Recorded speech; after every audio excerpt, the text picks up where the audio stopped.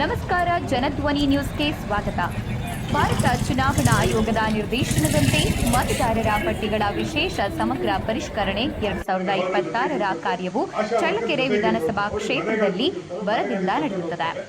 June 30ರಿಂದ July 29ರವರೆಗೆ ನಡೆಯುತ್ತಿರುವ ಈ ವಿಶೇಷ ಅಭಿಯಾನದಲ್ಲಿ ನಂಬರ್ 98 ಚಳ್ಳಕೆರೆ ವಿಧಾನಸಭಾ ಕ್ಷೇತ್ರದ ಎಲ್ಲ ಮತಗಟ್ಟೆ ಅಧಿಕಾರಿಗಳು ಮನೆ ಮನೆಗೆ ತೆರಳಿ ಮತದಾರರ ಗಣತಿ ನಮೂನೆಗಳನ್ನು ವಿತರಿಸುತ್ತಿದ್ದಾರೆ. ಜುಲೈ 8ರವರೆಗಿನ ವರದಿಯಂತೆ ಚಳ್ಳಕೆರೆ ವಿಧಾನಸಭಾ ಕ್ಷೇತ್ರ ವ್ಯಾಪ್ತಿಯ 260 ಮತಗಟ್ಟೆಗಳಲ್ಲಿ 2026ನೇ ಸಾಲಿನ ಒಟ್ಟು ಮತದಾರರ ಸಂಖ್ಯೆ 2,25,619 ಆಗಿದೆ. ಇದುವರೆಗೆ 2,24,941 ಗಣತಿ ನಮೂನೆಗಳನ್ನು ವಿತರಿಸಲಾಗಿದ್ದು 56,604 ನಮೂನೆಗಳ ಗಣಕೀಕರಣ ಪೂರ್ಣಗೊಂಡಿದೆ. ಪರಿಷ್ಕರಣೆ ವೇಳೆ 147 ಮರಣ ಪ್ರಕರಣಗಳು, 125 ಶಾಶ್ವತ ವಲಸೆ ಹೋದವರು, 58 ಡಬಲ್ ಎಂಟ್ರಿಗಳು ಹಾಗೂ 3 ಗೈರು ಹಾಜರಿ ಪ್ರಕರಣಗಳು ದಾಖಲಾಗಿವೆ.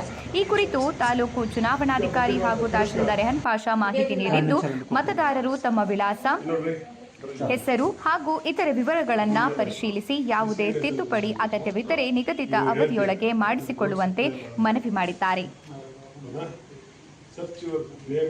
ನಮಸ್ಕಾರ, ಜನಧ್ವನಿ ನ್ಯೂಸ್ಗೆ ಸ್ವಾಗತ. ಭಾರತ ಚುನಾವಣಾ ಆಯೋಗದ ನಿರ್ದೇಶನದಂತೆ ಮತದಾರರ ಪಟ್ಟಿಗಳ ವಿಶೇಷ ಸಮಗ್ರ ಪರಿಷ್ಕರಣೆ 2026ರ ಕಾರ್ಯವು ಚಳ್ಳಕೆರೆ ವಿಧಾನಸಭಾ ಕ್ಷೇತ್ರದಲ್ಲಿ ಬರದಿಂದ ನಡೆಯುತ್ತದೆ.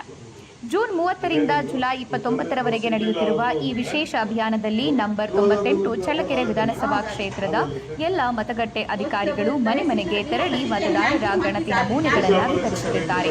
ಜುಲೈ 8ರವರೆಗಿನ ವರದಿಯಂತೆ ಚಳ್ಳಕೆರೆ ವಿಧಾನಸಭಾ ಕ್ಷೇತ್ರ ವ್ಯಾಪ್ತಿಯ 260 ಮತಗಟ್ಟೆಗಳಲ್ಲಿ 2026ನೇ ಸಾಲಿನ ಒಟ್ಟು ಮತದಾರರ ಸಂಖ್ಯೆ 2,25,619 ಆಗಿದೆ. ಇದುವರೆಗೆ 2,24,941 ಗಣತಿ ನಮೂನೆಗಳನ್ನು ವಿತರಿಸಲಾಗಿದ್ದು 56,604 ನಮೂನೆಗಳ ಗಣಕೀಕರಣ ಪೂರ್ಣಗೊಂಡಿದೆ.